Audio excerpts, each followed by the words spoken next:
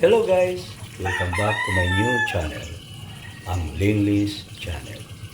Update lang para sa aking mga alagang Muscovy ducks dito sa village.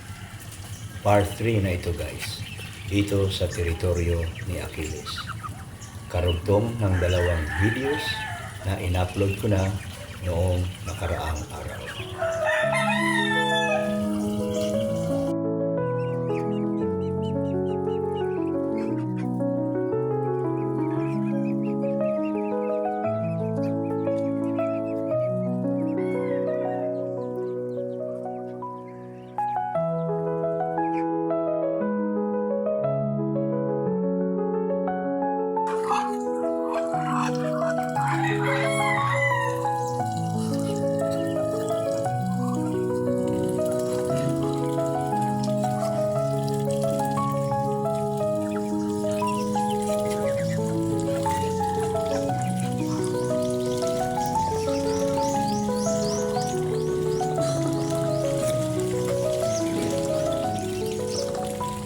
Yung inaasahan ko na mamimisa na dapat noong pitsa 8 pa ng November na sina Kimberly at Esmeralda ay wala pa rin hanggang ngayon, pitsa 15 na.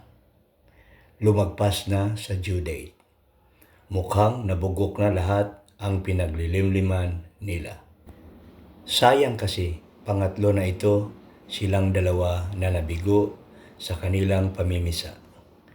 Nauna nang nabigo si Vivian. 3 linggo na ang nakalipas at ito na naman, 2 pa silang bigo ngayon. Sayang talaga yung itlog na nililimliman nila. Ilalaga na lang ito lahat. Hinala ko, meron talagang problema sa barako na si Ivar. Kasalukuyan kasing nagpapalit ng balahibo si Ivar at parang humihina na rin siya sa kastahan. Mukhang hindi na nga kumakasta. Tinitingnan lang niya ang mga inahin. Nawala na yata ito ng gana. Ganyan nga siguro pag nagpapalit ng balahibo o talagang dala na rin ng katandaan ni Ivar. Kaya humina na siya sa kastahan. Bala ko na nga palitan na ito ng medyo bata at matikas din. Babalitaan ko na lang kayo guys.